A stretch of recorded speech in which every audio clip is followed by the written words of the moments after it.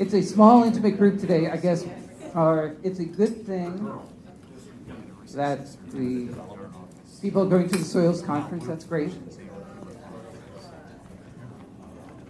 And they give you good other things. Okay.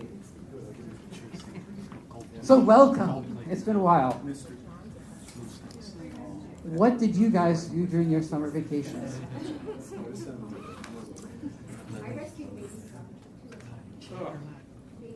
We have 2 baby skunks rescued. Okay, and somebody top that. And now you have them at home. No. Okay. Well, we weren't having quite as much fun. So the big updates. If you haven't heard, and you probably have, a lot of people retired at the end of June, which happened after the last time that we met. So we have been spending a lot of our summer figuring out how to deal with that, and rearranging people and learning new jobs.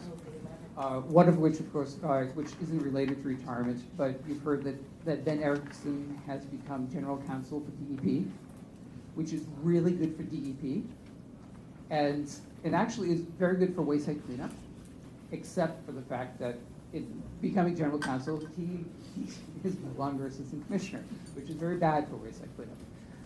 So for the time being, I am acting assistant commissioner, and we'll see what happens as we move ahead. Luckily, well, it gives me comfort in being acting in that I have a lot of company in acting positions. In the central region, Lee Dillard Adams retired, Mary Gardner retired, so we have Mary Ju Pigsley has become the permanent regional director there. Mark Baldy is acting deputy regional director for wayside cleanup. In the southeast region, Phil Weinberg, the regional director, retired. Millie Garcia Serrano moved up and is acting regional director, which means that Gerard Martin has been asked to act as deputy regional director. Yes, so we go around the table at meetings and senior staff meetings, and everybody is acting this, acting that, and we're trying to sort out how all of this works. And those are the easy ones. So the hard part that we've really been struggling with is we lost about, I may have the number, I'm not going to give you an exact number, it's about 130 people through early retirement. Obviously not all in wayside cleanup, but we had the immediate issue of they're gone. How do you deal with that? And what are the ramifications? And then as you begin making changes, you create new holes, because as you move people around and reassign duties and ask people to do something that they haven't been doing, first you create a learning curve and you create a hole where they've been doing. So luckily this happened during the doldrums of the summer. And I think we're making progress, but we're also in a big hiring spree. You may have heard when all of this was happening in the spring and they were planning for this, that a certain amount of positions can be rehired. The focus is on bringing, the number of positions is not nearly the 130 that we lost. It's more in the range of 20 or 30% of that. And the goal, part of the goal here, is to bring in some new blood. And particularly at the lower levels, we have these environmental analysts and environmental engineers, and there's a range of environmental analyst 1 up through environmental analyst 6. And obviously, well, maybe not. We haven't been hiring a long time, and as people get older and better and move up to other jobs, and we've laid people off, we're going back to 2008 and before. We don't have a lot of young people, and we don't have a lot of the lower level positions.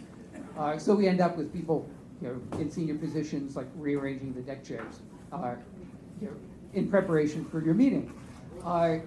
in doing things, we all are jacks of all trades now.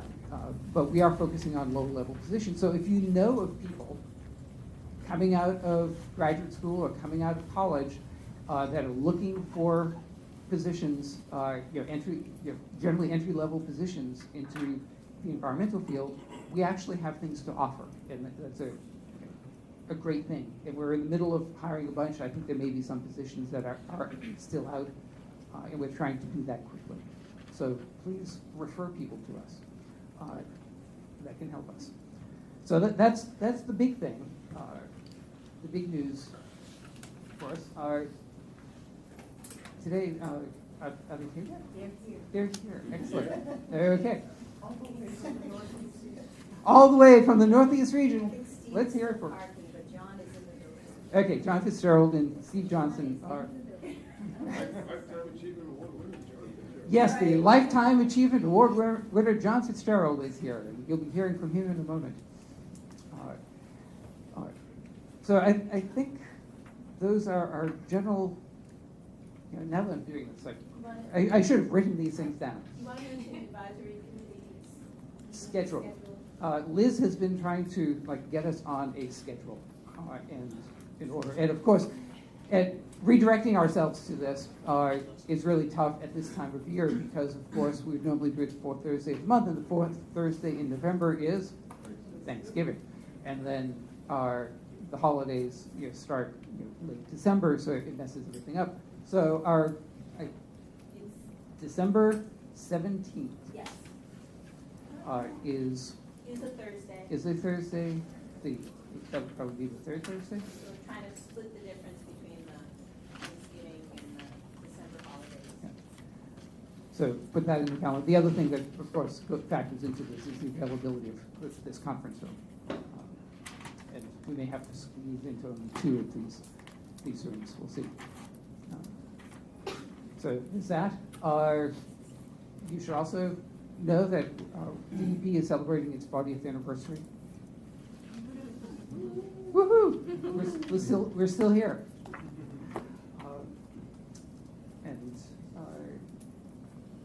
And I think that's about it for updates.